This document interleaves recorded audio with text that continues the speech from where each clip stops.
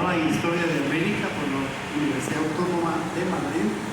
Ha dirigido programas de posgrado como el Máster Europeo en Estudios Latinoamericanos, Complejidad Social y Diversidad Cultural de la UAM y el Máster en Gerencia para el Desarrollo Sostenible en nuestra tierra, en Sabanán y Cobán.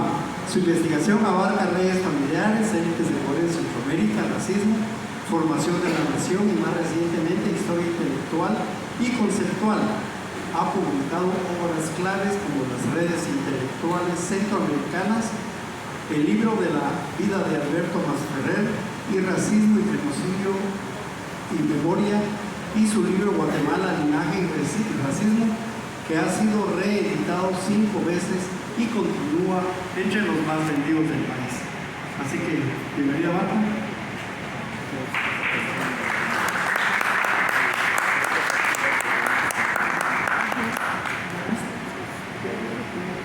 Buenas tardes. Buenas tardes a todos y a todas. Para mí el mejor homenaje es verlos a todos ustedes y verlos a todos nosotros, mestizos, ladinos, mujeres, compañeros de diversidad LGTBI, discutiendo y debatiendo sobre aquellos problemas que creemos que son claves en nuestro país, pero sobre todo ver a los jóvenes. Esta mañana hemos tenido un taller sobre memorias, en los cuales han estado 63 jóvenes, de los cuales hemos rescatado a algunos de ellos para la segunda mesa de memoria, y ha sido, yo creo que lo más emocionante que me ha pasado en la vida.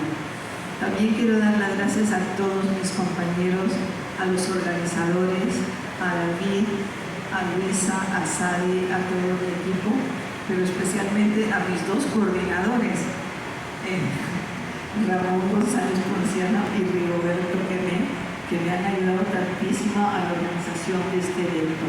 Porque como les decía en mi discurso inaugural, en esta vida todo se puede si se hace por redes intelectuales, redes académicas y proyectos colectivos. Los equipos son esenciales. En ese sentido, yo me tengo que sentir muy orgullosa de haber podido crear un equipo. Bien, también tengo que dar las gracias a mis alumnas que han venido desde distintas partes del mundo con hijos, que me llena de orgullo y de satisfacción, y a mi familia que está aquí presente. Bien, yo quiero retomar el planteamiento de Diego, que me parece, y lo digo en público, en cualquier lugar donde me encuentren, de los más brillantes, novedosos y creativos que se han hecho en los últimos años. Les recomiendo que lean su libro sobre etarquía y amar y etarquía, porque es realmente un cambio revolucionario, no solo teórico y no solo metodológico, sino de aproximación a la construcción de los estados y de las naciones, y sobre todo de las organizaciones sociales, para que comprendamos la complejidad que hay en nuestros países. Bien, retomando el tema yo plantearía que los modelos de nación que se crean a partir del siglo XIX, cuando él prácticamente lo deja, son 2 modelos que Anthony Smith habla de ellos, que son los que se dan en la construcción de todos los estados nacionales a partir del siglo XIX en cualquier lugar del mundo.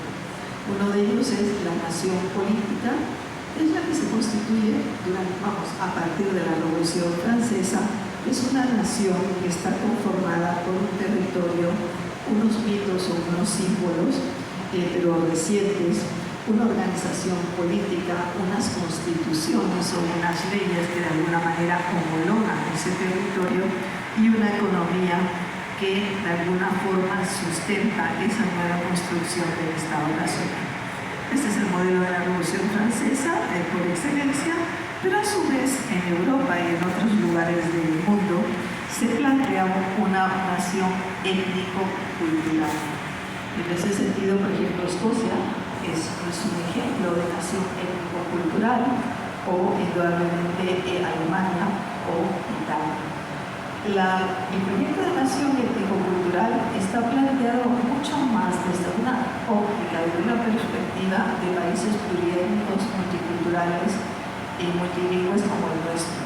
Lo que se prioriza en las naciones étnico-culturales son los idiomas, se priorizan las etnias, distintas etnias que conviven en armonía generalmente.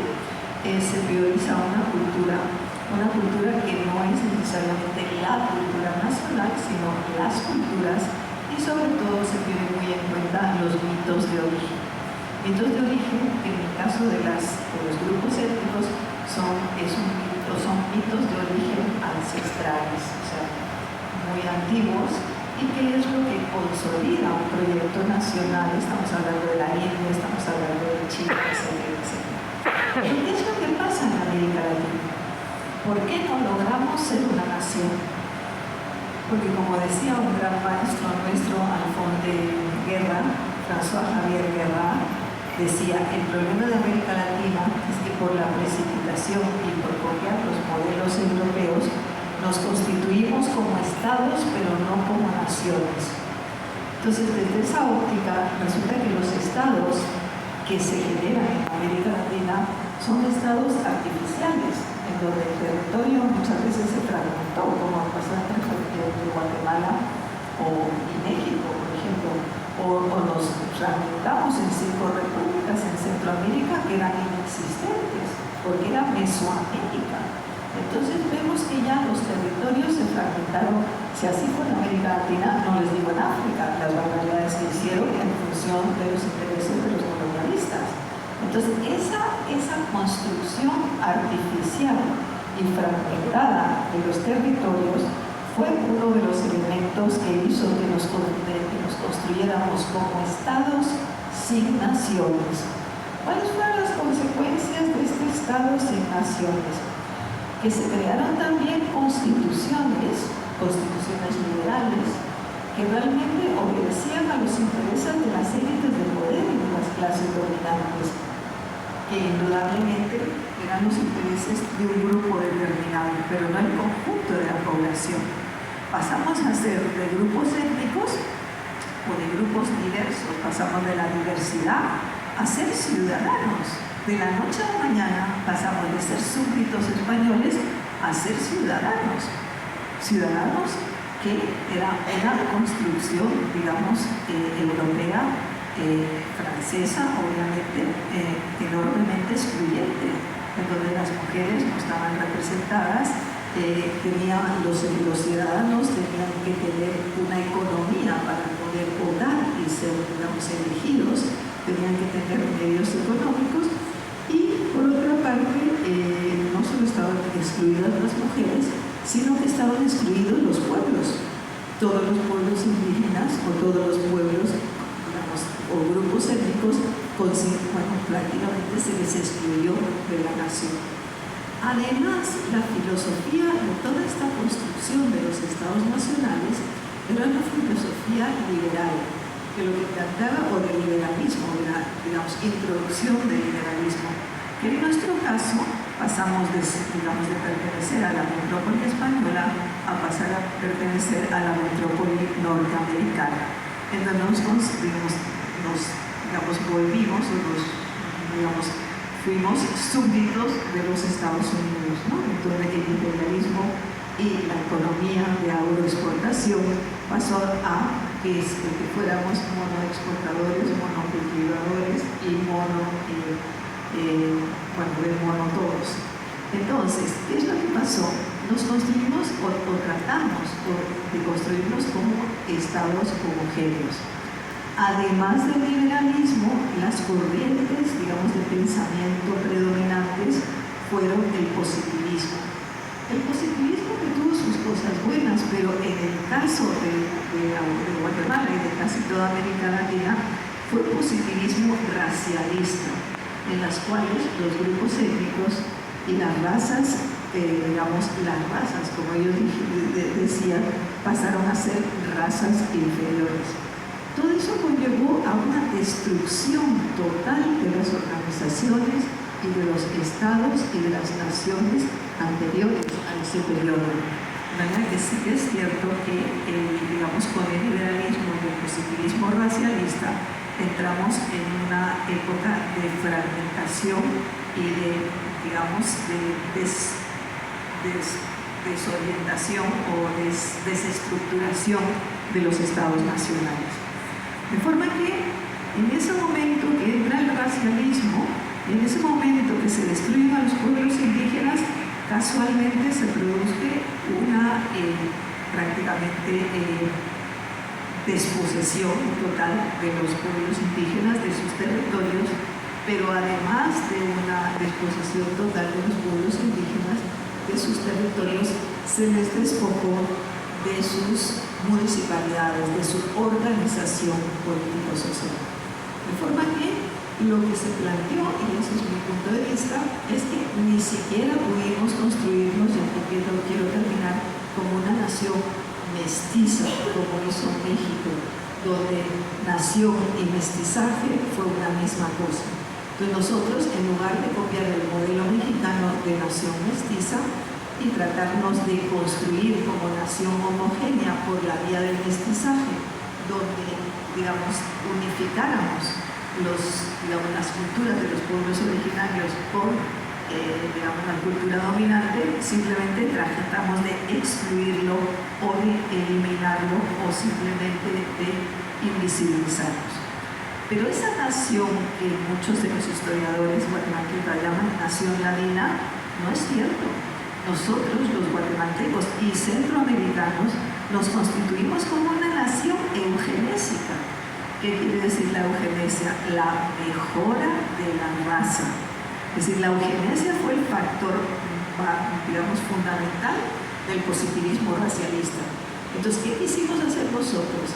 En lugar de ser como México, que hizo un proyecto de nación mestiza a través, digamos, del reconocimiento de ambas culturas, quisimos ser Argentina o Uruguay y construirnos con la negación de blanquearnos como nación y construirnos sobre la negación de los pueblos indígenas.